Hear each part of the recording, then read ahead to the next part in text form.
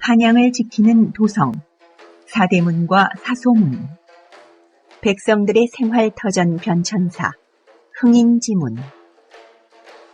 흥인지문은 한양 8성문 가운데 동쪽을 맡고 있는 대문으로 태조 5년인 1396년 건립되었다. 1453년인 단종 1년에 중수되었으며 1869년인 고종 6년에 이르러 이를 전적으로 개축하였다고 한다. 종로구 종로의 한복판에 위치해 있으며 도로 한복판 위에 웅장한 모습을 뽐내고 있는 자랑스러운 문화유산이다. 흥인지문을 가만히 바라보고 있으면 장중하고 무게 있는 모습보다는 화려한 장식과 정교한 건축기술이 더 눈에 띈다. 화강암으로 축조된 홍해문 위에 중층의 물루가 서울 시내를 굽어보고 있다. 흥인지문에는 다른 7개의 성문에는 없는 특이한 점이 2가지 있다. 먼저 옹성이 있다는 것이다. 흥인지문을 보면 가장 먼저 눈에 들어오는 것이 바로 문 밖을 둘러싸고 있는 반원형의 겹성벽이다. 이것이 옹성인데 한양에 있는 8개의 성문 중 흥인지문에만 유일하게 있는 것이다. 사실 한양 성곽은 애초에 외적을 방비하기 위해 만든 것이었다. 하지만 다른 성문들은 그 본연의 임무를 망각한 듯 아름다운 모습으로만 남아있다. 한 나라의 수도가 공격받는 일은 무척 드물다 보니 그런 것일 테지만 흥인지문은 다르다. 반원형으로 옹성이 흥인지문을 감싸고 있으며 평시에도 북쪽 한쪽만을 개방하여 출입하도록 하여 삼면의 공격에 방비할 수 있도록 하였다. 흥인지문이 있는 곳은 지형이 무척 낮고 북쪽에 있는 낙산 역시 낮고 평탄하여 적을 방어하기에는 부적절한 곳이다.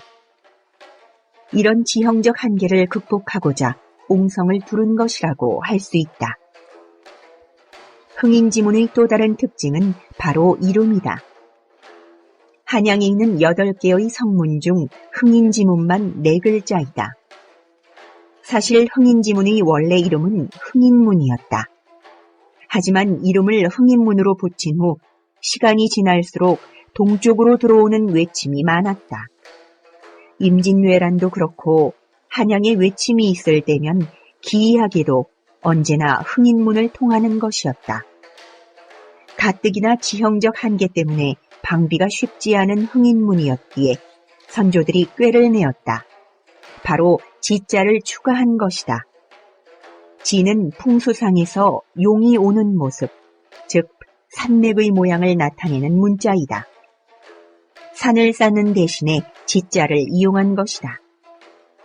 흥인지문의 이름에 관해서는 또 다른 이야기가 전해져 오는데 이야기의 주인공은 굴곡 많은 왕인 인조이다. 흥인지문이 흥인문이었던 시절 머리를 늘어뜨린 기인이 이곳을 지나가게 되었다. 가만히 흥인문의 현판을 바라보던 기인이 툭 내던지듯 말했다. 허허, 문 이름이 아주 괴이하구나. 갈지자 하나만 넣으면 참 좋으련만. 옆에 있던 고위관료가 이유를 묻자 괴인은 이렇게 대답했다. 천기를 어찌 말할 수 있겠소. 내가 해줄 수 있는 말은 만약 갈지자를 넣으면 임금의 자손 중 하나가 목숨을 구할 수 있다는 것뿐이요. 이 말을 들은 고위관료의 건의로 흥인문은 흥인지문이 되었다. 그리고 시간은 흘러 병자호란이 발발했을 때였다. 청나라에게 쫓긴 인조는 흥인지문 바로 옆의 광희문을 통해 한양을 빠져나갔다.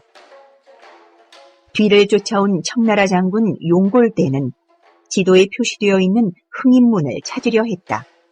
하지만 현판에 적힌 것은 흥인지문.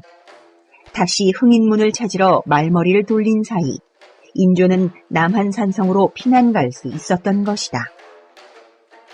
동대문이라는 이름으로 우리에게 더욱 친숙한 흥인지문 근처에는 요즘에도 새벽이면 사람들이 살아가는 소리가 울려 퍼진다. 사람들의 왕래가 잦은 곳으로 동대문은 과거에도 지금도 기능하고 있는 것이다. 고관 대작이나 양반들이 아닌 평범한 민초들의 삶이 고스란히 간직되어 있는 곳. 오늘도 해가 고개를 내밀기 전 싸늘한 새벽바람과 함께 삶의 힘찬 외침이 들려올 것이다.